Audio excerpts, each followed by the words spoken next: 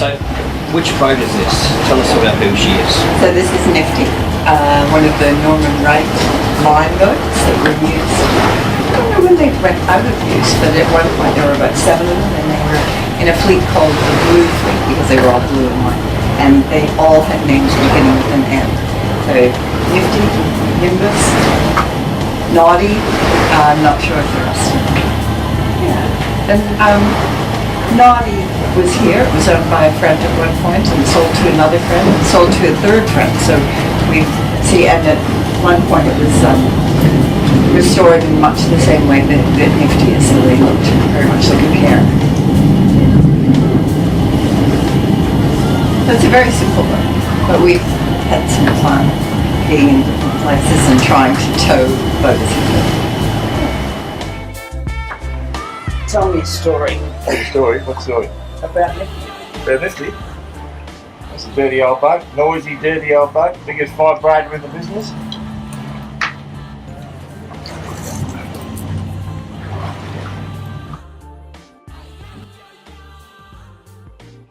I fell in love with it looking out my window across the vacant allotment when they pulled the sheds down and was on the little slipway next door, which was the launch service slipway. And it looked like the sort of little boat every kid would have in their bathtub. So I fell in love. Hadn't been on it at that point to appreciate the sensation of the vibration and the extreme noise. But never mind, you get over that with a set of earmuffs. Well, a line boat is a boat that comes in when a ship's being berthed, and it literally, while the tugs are manoeuvring the vessel, it takes the lines ashore so that the winches can come into play on the boat and assist the boat coming alongside, or the ship coming alongside. Yeah, so a line boat's a very light, manoeuvrable, fast and tough little vessel.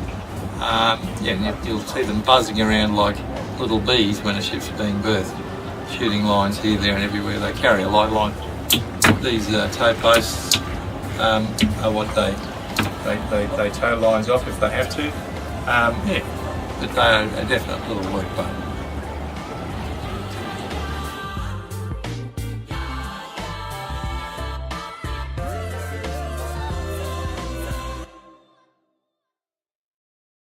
Basically, Nifty originally was bought as a little work boat to service my moorings and just to provide me with a bit of entertainment and as a breakfast creek ferry to go to the hotel.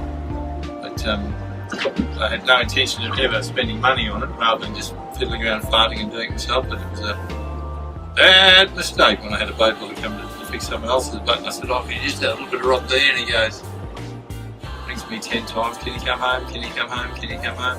I came home and he goes, "It's fine, we need a new cabin." And that was the beginning of the end. The new cabin, the new decks, the new... There you go, that's the story.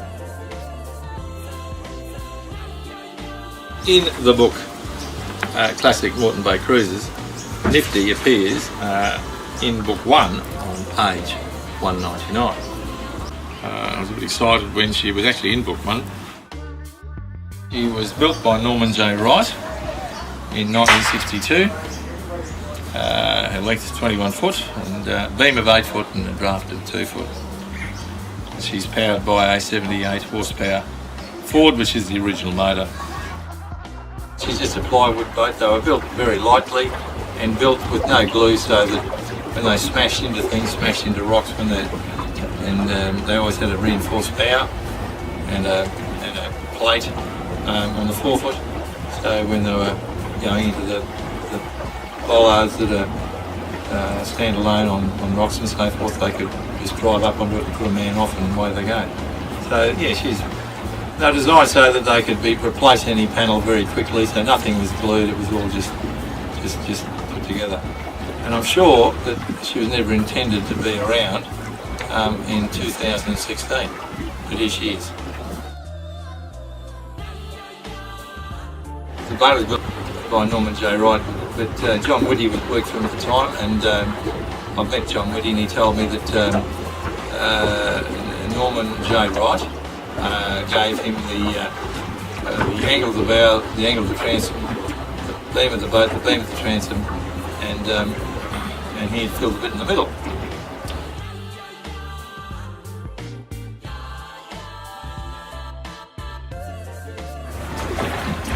That photo.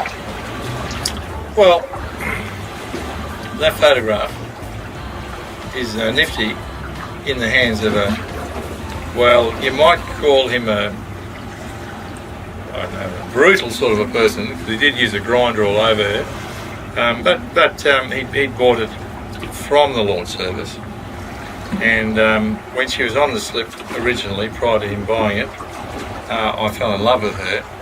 It was just a beautifully proportioned vessel to my mind, and Ken, the concreter, the neighbour across the road, bought her and used it with his family.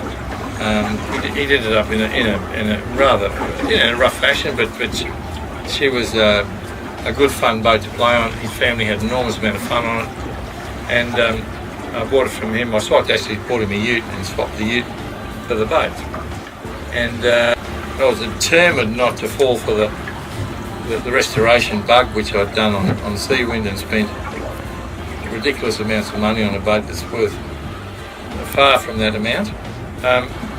But of course, you know, here we are. Here we are. And yeah, we've done just that. But no, she's a wonderful little boat. But that was Ken, and he certainly loved the boat, and he still enjoys coming down and having a ride on it. But old Ken, he's lovely. Worked his guts out, I think. He did use a grinder. Of course, the finish is not quite the same. So we resheeted the sides where he'd used the grinder. Kept the decks. The sides have been resheeted.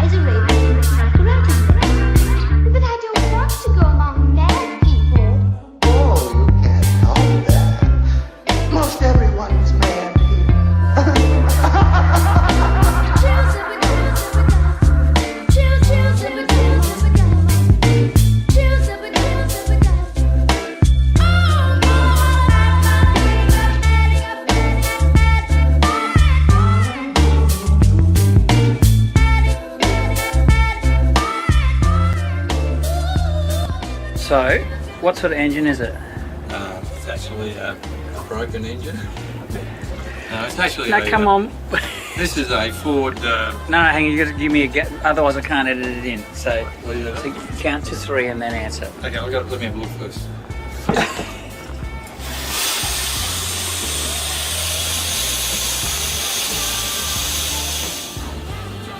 think it's a 254 cubic inch. It's a 2712E, that's what it is. Okay, that's right. 1, 2, 3. Yep, go. Oh, yeah, well, it gets... No. Tell me, what's a line boat? Oh, okay. Why don't you wink when you want me to talk?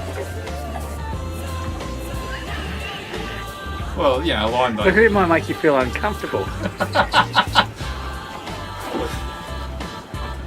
We are broken down. Mm. But you have to wink again. Okay, a wink. Go. Right. Well, a line boat is a boat that... So, tell me about the noise and the extreme vibration. Give me an example. Well, the extreme vibration is extreme, but let me tell you, it's appreciated by many girls who've sat in this engine box.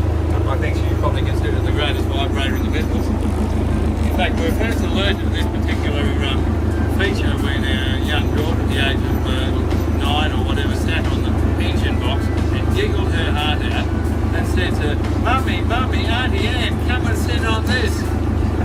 Which of course, you know, had I known earlier,